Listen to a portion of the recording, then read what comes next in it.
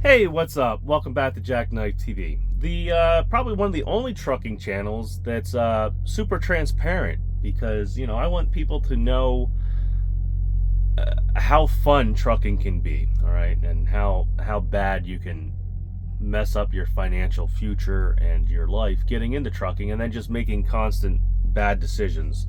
Um, thinking that you're going to get ahead somehow. I don't know. I just wanted to make that disclaimer because I read some of the comments and stuff, and I don't know. Apparently, I'm not transparent enough. Like, obviously, I'm like showing me failing here. All right, so that's kind of like what I want to.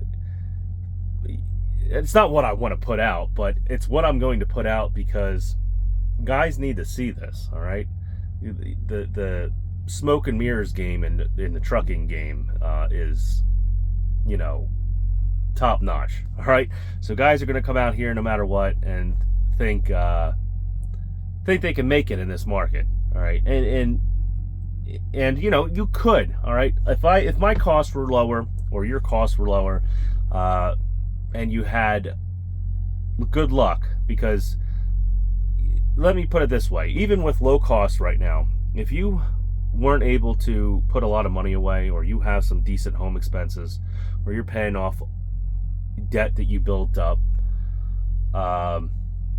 it wouldn't take much to get you, to cause problems for yourself, all right, and possibly, go out of business, or at least decide that it's not worth it to be an owner operator with the amount of money you're making.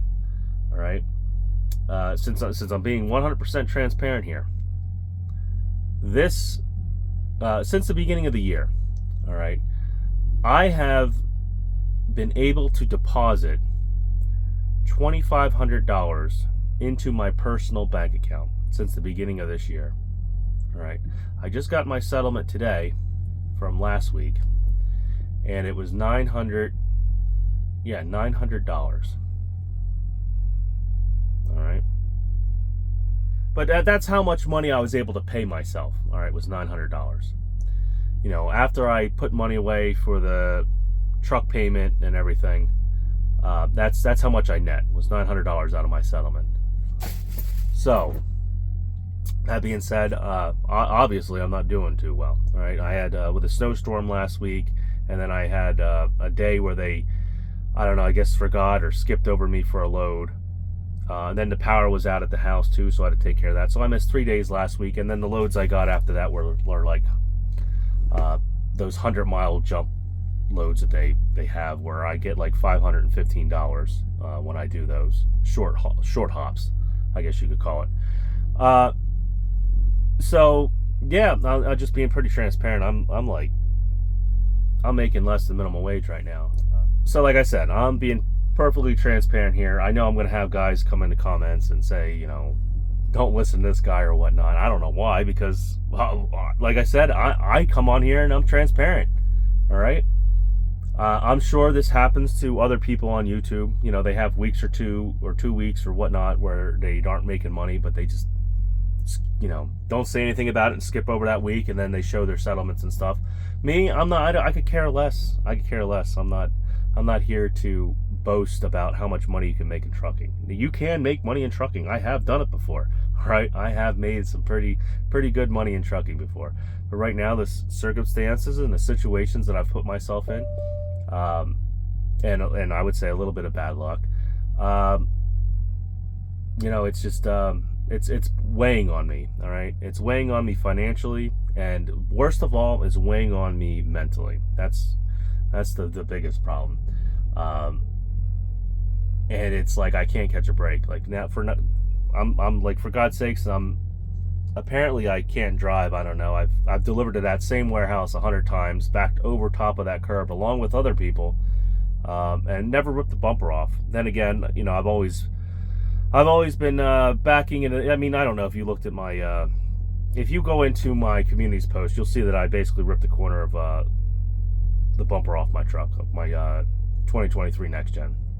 All right, I've been to that warehouse many times. I usually I backside, I back driver's side in, but with the way the door was and everything, I had to blindside in, and they didn't have any other doors available, so I was pretty much stuck doing that. So I don't know, maybe it's that side of the bumper was lower for some reason, or that side of the truck and it caught the curb.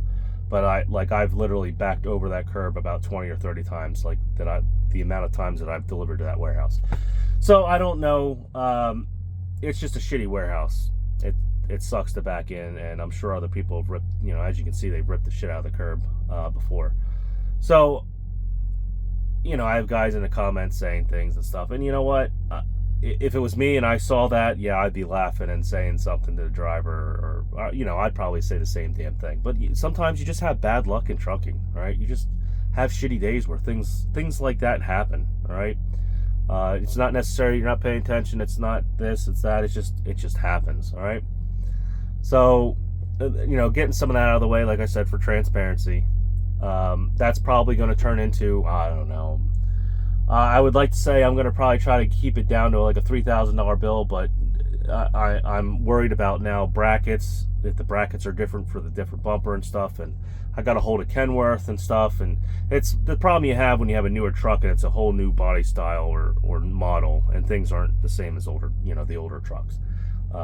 Nobody knows anything, and there's no junkyards really with parts in them. So most likely I'm gonna just have to buy this new bumper and hope the bracket is the same, that connects to the frame, and that I can bend the bracket a little bit, so because one of the brackets is bent. It's like it's made to be a spring, so it's bent. So that, going over that, like I said, I don't know, my head's everywhere right now.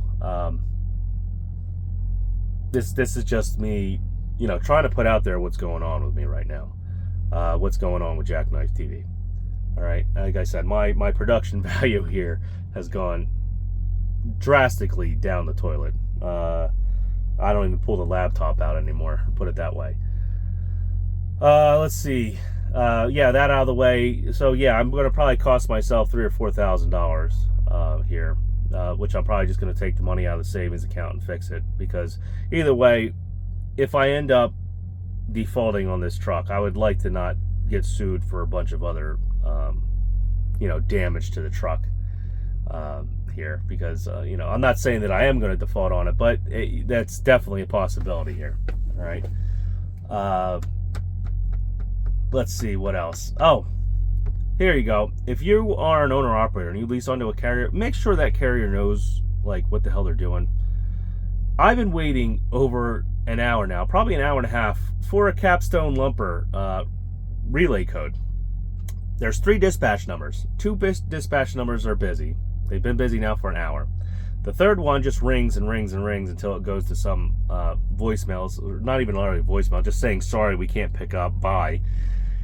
And the 3 text numbers that I have, which, aren't those same numbers, but are, for their dispatching service or whatever they do, or how they dispatch, nobody's answering, all right? And I know it's kind of probably near lunchtime out there, so maybe that's what's going on. They probably went to the diner. It's really like 200 feet or 100 feet right next door to their building. So I don't know if that's what's going on, or they're having technical difficulties or something. But yeah, I'm basically wasting 2 hours of my life now here waiting for a Capstone relay code. So if you do lease onto a carrier, make sure that carrier can service you, can provide you the tools and help that you're paying them 20% for or whatever. I mean, I'm running mileage, but still, I mean, they're getting something out of me. See, these are things I wanted to bitch about the day of, but now I'm just thinking about it right now because I just probably didn't feel like throwing anything out on YouTube here. Oh, yesterday. Was it yesterday or the day before? I spent 24 hours in between loads, dispatched loads, mind you. They dispatched me a second load. Just sitting, not doing anything. And these were short hop loads, so I got $515 for the 2 loads. But I had a 24-hour period of time where I just sat and did nothing. And I said, hey, do we have another load? Can you do this? Can we do that? No. This is the load we got. This is the load you got. So yeah, don't let yourself be taken advantage of. My patience right now with this Tyson account and everything is kind of reaching a boiling point, where I would say the reason I've mostly hung out this long is because it's such a pain in the ass to go apply to another carrier, wait for them to get back to you, send the plates back, rip the numbers off and everything, and then go back, go over to another carrier, and then hope and pray that they get you right on the road, or they have a flatbed, or they have loads for you right then and there, and spend another week or two with no revenue. So that's kind of like why I haven't just said screw this place and left already.